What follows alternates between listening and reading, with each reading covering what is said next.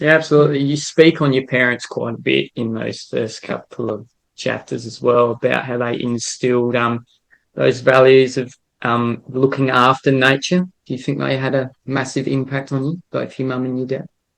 Yeah, definitely. Both my mom and dad had a massive impact on how we looked at nature, and it was always this story of partnership with nature and being part of nature. They could have also just as easily ignored a lot of the lessons that we had at school about the environment. I mean, we came home Mm. so curious after, a recycling facility came to visit our class and teach us how to separate our plastic. We would go home and take that class and turn it into 5 dinner table conversations for the next days, with our Yeah. parents.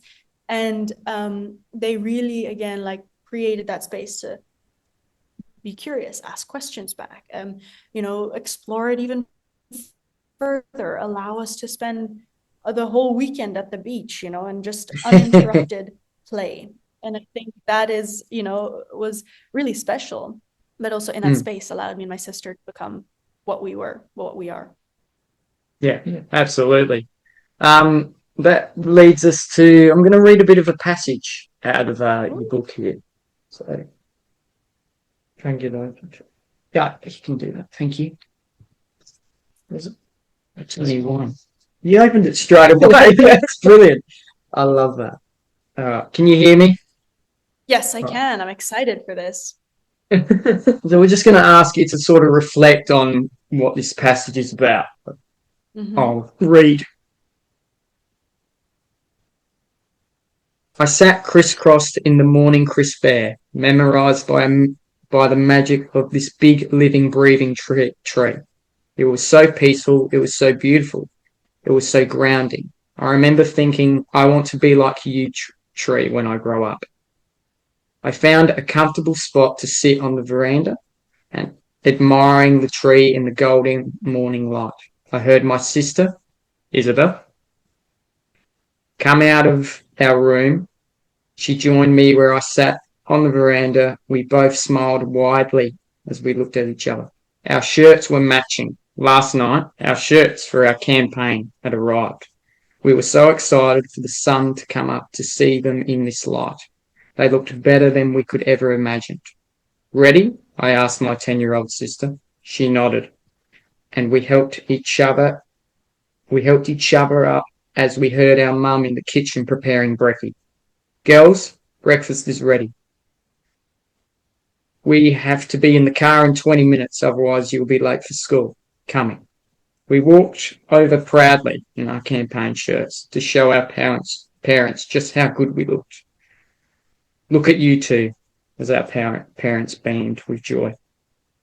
After we finished brekkie, we grabbed our school bags, our homework from last night, our lunch boxes that were sitting on the kitchen table, and headed to the car. Wait, I said, can you take this picture?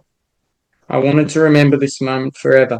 My sister and I dropped our bags, ran to the temple in front of our magical tree, and proudly stood side by side. We puffed our chests out so anyone who ever looked at this moment could see our mission clearly. Our shirts read bye bye plastic bags. This was day one of our mission, which entirely embodied our purpose.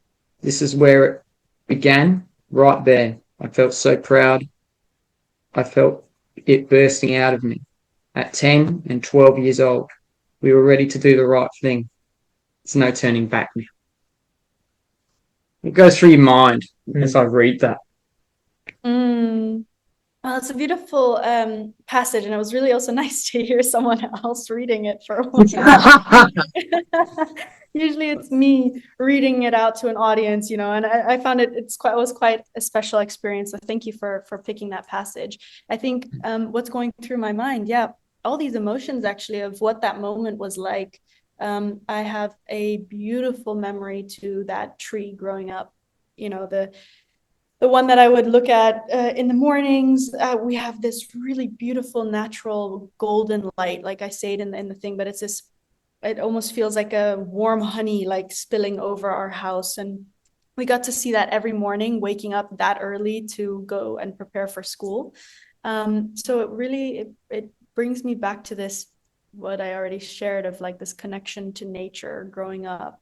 And then having this confidence, this absolutely nothing can be in our way. We're going to reach our goal determination of a 12-year-old girl.